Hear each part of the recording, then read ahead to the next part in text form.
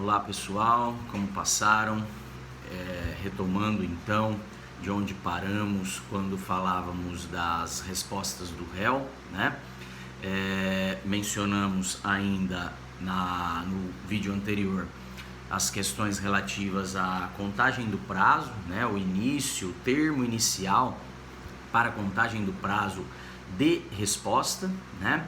O que vem mencionado lá no 335 do Código de Processo Civil com relação à contestação, né? Uma das modalidades de resposta do réu.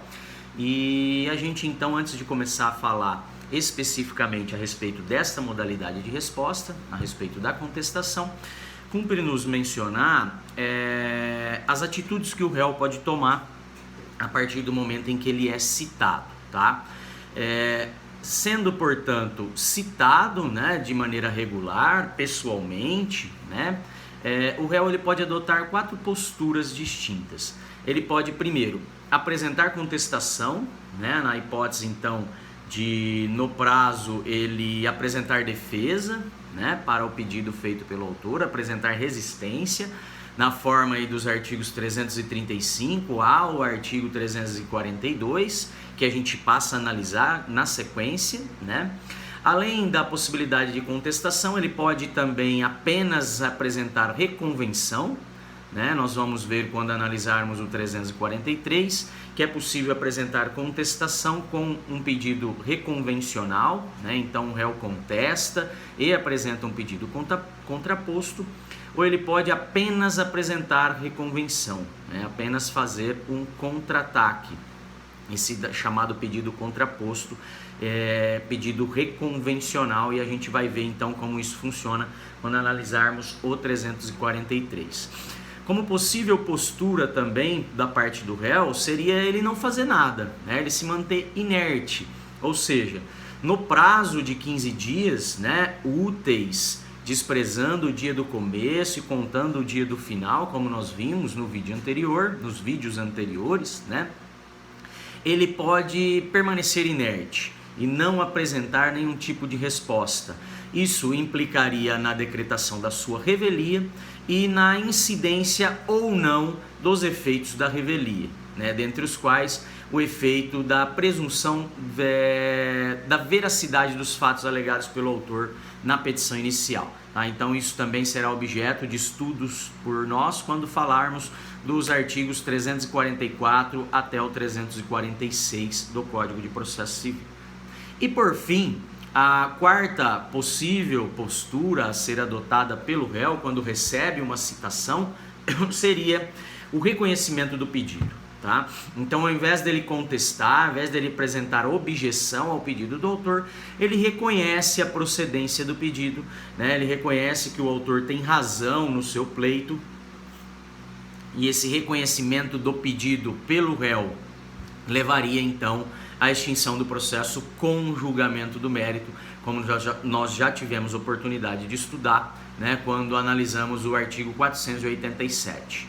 O 487, inciso 3, a linha A, fala da decisão de mérito, da sentença de mérito, onde há o reconhecimento do pedido do autor feito por parte do réu, ok? Então as 4 posturas: ou ele reconhece o pedido, ou ele permanece inerte e não faz nada e se torna revel, ou ele, no prazo legal, ele apresenta resposta, apresenta defesa, que pode ser contestação, né? No caso, uma modalidade de defesa por excelência, ou ele apresenta uma reconvenção como resposta, tratando-se ali de um pedido contraposto, trazendo um contra-ataque em face do autor, né?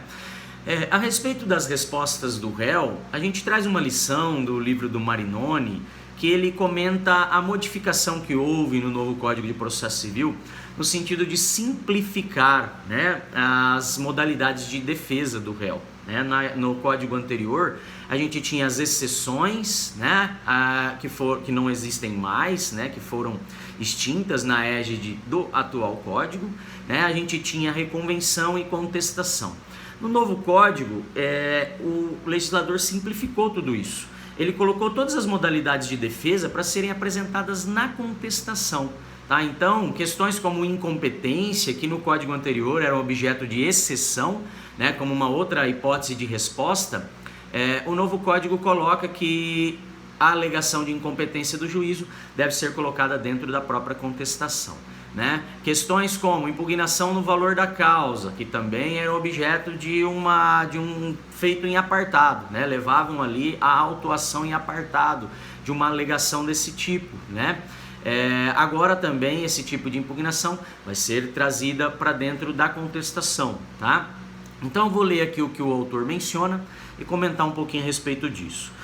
Diz o Marinoni que o novo CPC se esforçou para simplificar o procedimento para a defesa, com o que procurou eliminar incidentes processuais e concentrar o maior número possível de alegações na contestação. Tá? Então, na égide do código, a gente tinha vários incidentes processuais e que foram ali concentrados, né, na contestação agora a partir do novo código. Diz ainda o Marinoni que o novo CPC eliminou as exceções e os incidentes de defesa. A incompetência relativa, por exemplo, né, é matéria agora de contestação, nos termos do 337, inciso 2. Bem como a impugnação ao valor da causa, também é matéria de contestação, está no 337, inciso 3.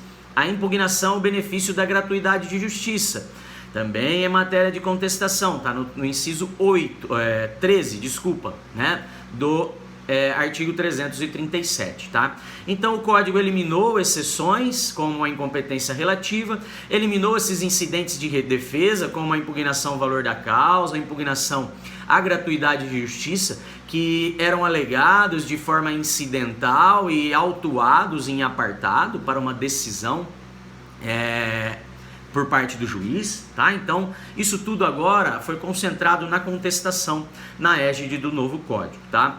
Diz ainda o autor, a reconvenção, que antes tinha de ser formulada em peça apartada, hoje tem de ser exercida na contestação, né? A reconvenção agora, ela é apresentada junto com a contestação, nos termos do 343, tá? Então, o pedido reconvencional, ele virá lá como um tópico da minha peça de contestação, né?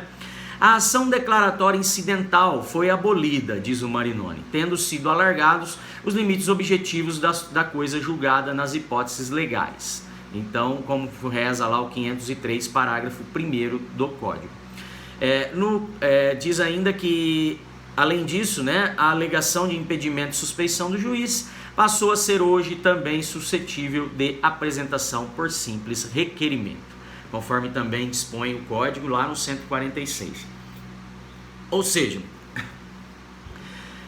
as questões de defesa, as matérias de defesa, que na égide do código anterior poderiam ser objeto de exceções, né, de incidentes processuais, de ação declaratória incidental, né, tudo isso foi reunido por um único expediente, que é o expediente da contestação. Tá? Então, através da contestação, o réu ele vai poder alegar todas essas matérias de defesa que na égide do código anterior eram objeto de peças separadas. Tá?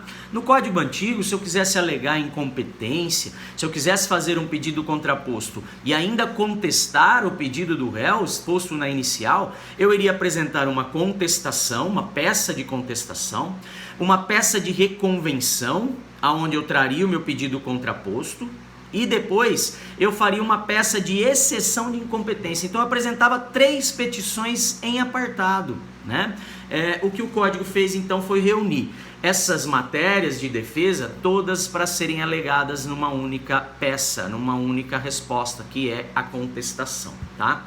Fala da coisa da ação declaratória incidental, que é uma espécie de ação que surge no decorrer de outra ação já em curso. Tá? Então vamos imaginar uma ação que se discute o cumprimento de um contrato, né? O autor está exigindo o cumprimento do contrato pelo réu, uma ação cominatória de obrigação de fazer, então, né?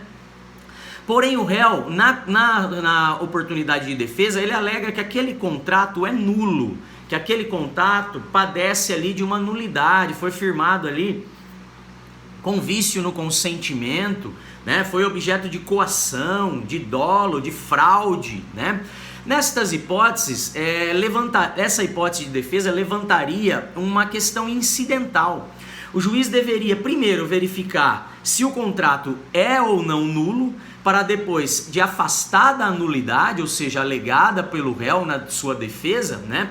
É que aí ele iria analisar o pedido do autor de cumprimento daquele contrato, tá? Então essa questão da nulidade, ela surge como uma questão incidental no curso da ação cominatória, que busca o cumprimento do contrato, no qual o juiz, antes de julgar a ação principal, ele deverá julgar esse incidente processual, né, o que vinha aforado na égide do Código anterior como uma verdadeira ação autônoma, tá? Então elas corriam em apenso, né, mas em autos separados. E o juiz primeiro resolveria a ação incidental, dizendo se o contrato era nulo ou não, e na hipótese dele declarar que não era nulo, é que ele então poderia julgar o processo principal, a ação que buscava então o cumprimento do contrato. Então essa é a ação declaratória incidental, né?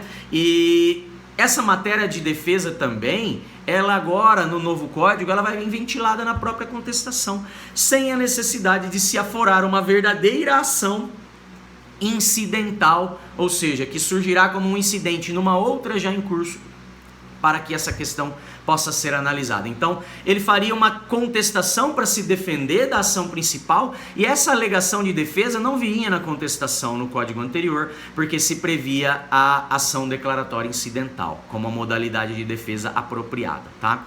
Então, o novo código, o legislador, ele facilitou a nossa vida. Ele concentrou todas essas matérias de defesa na contestação, para que então elas sejam, na verdade, analisadas pelo juiz, ok? Volto no próximo vídeo para falar em específico a respeito da contestação.